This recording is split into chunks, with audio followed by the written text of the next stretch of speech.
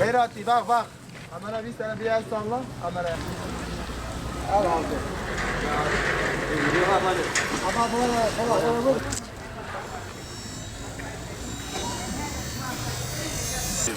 Yanlış anladık. Her bayı bu sumari gösteri.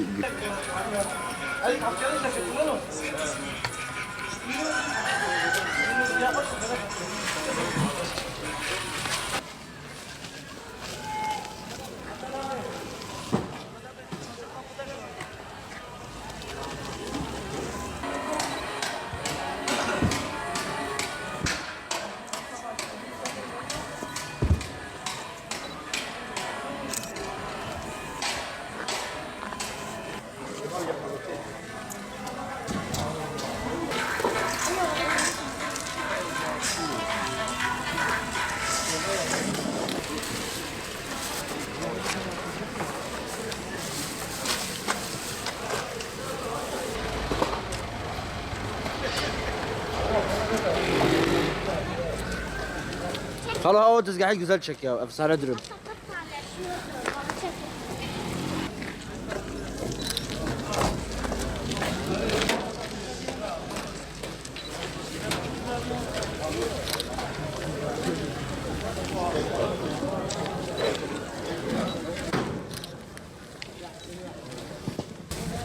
balda mı?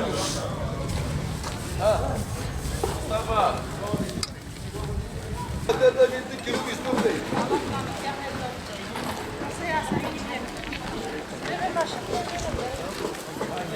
Pazarcıyım, pazarcılık yapıyorum. Bir haftadır zaten karlan soğuktan dolayı kapalıydık. Bu hafta tekrar başladık. Tavuk satıyorum, tavukçuyuz. Kesinlikle fazlasıyla etkiliyor. Hem pazarda hem müşterilerde her türlü etkiliyor. Yani telefonuna baktığıma göre telefonun söylediği meteoroloji sonuçlarında -8 derece gözüküyor şu an. Pazar şu an bomboş. Herhangi bir hareketlilik yok, evet. Fazlasıyla etkiliyor, %90 oranında işler düşük tabii. Bazı pazarcı arkadaşlarımız hala açmıyor.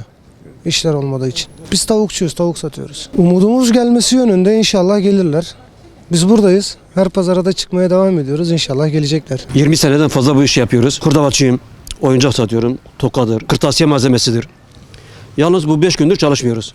Bu 2 gündür. Cumartesiyle bugün çıkmışız pazara. Çok soğuktur. Kardan dolayı bir de yollar kapalıdır. Bugün belediye biraz temizlemiş ama gene de soğuktur. -10 derecede biraz çay içiyoruz. Yemek yiyoruz. Ateş yakıyoruz. Biraz ısınıyoruz ama güneş var ama gene soğuktur hava. Çünkü geliyordu kar. Batman'a geliyordu. 2 gün kalıp bitiyordu. Bu ise 8 gün oldu.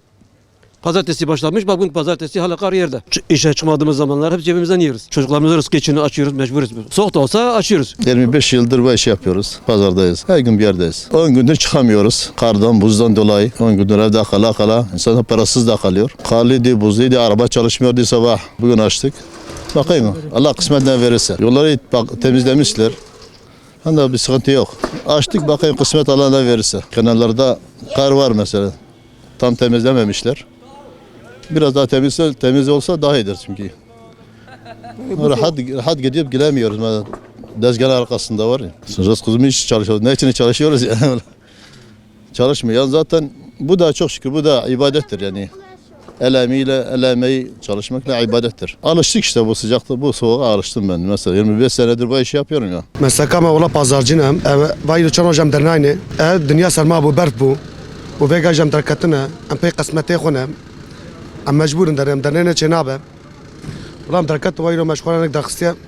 Malum edisa le buzlet khaj yema idarat ka çok şükür. Ola khogam ber sobe adam tanaki kem şkar benim ber sobe qasam asam tkhin abi şkaram مخوگم تکن چای تخونم عاد سه ما بوز دگرا بالا دسته ماجی پیه ماجی و هم نخواهیش تکفن و برا مشتری جوارن پازاری برا برن چک نابه و مجوارا مال تیننم اما زمت آوان تکن